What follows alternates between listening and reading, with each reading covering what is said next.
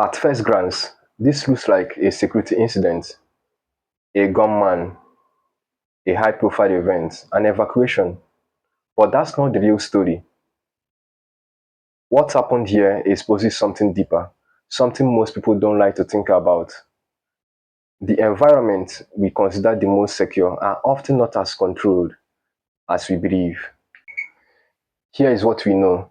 A shooting occurred during one of the most high-profile political events in the United States, the White House Correspondents Dinner party.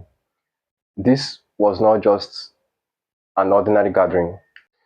It brings together the political leadership, the media, and a high level of security coordination, people who operate at the highest levels in one place. And despite all of that, gunfire still reached that environment, and that's what makes this different. Most people don't think about security until something happens, but they carry an assumption, an unspoken belief that places like this are airtight, that once you get to a certain level of power, that the system eliminates the risk, that everything is monitored, controlled, and accounted for.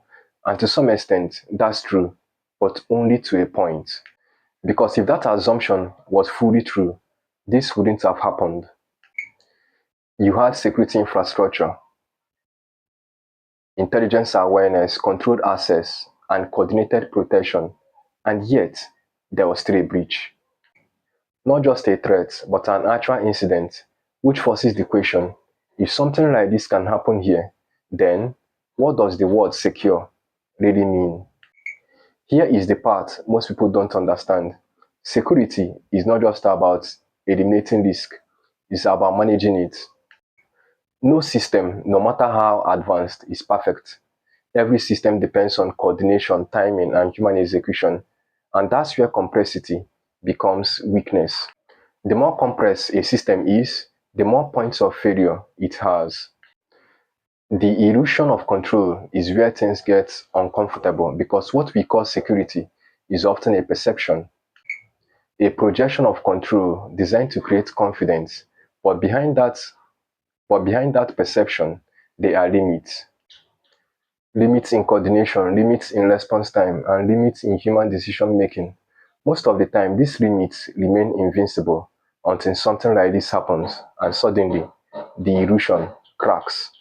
Incidents like this don't just pass, they shift perception.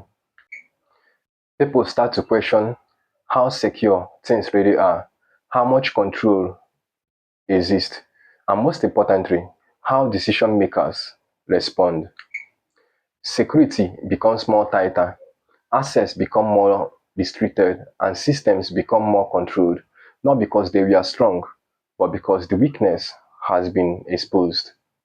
In conclusion, this wasn't just a shooting, it was a reminder that control has limits, that even the most protected environments are not immune to failure. And once that becomes visible, it changes how people think. The idea of absolute security only works as long as it has not been tested, but now it has been.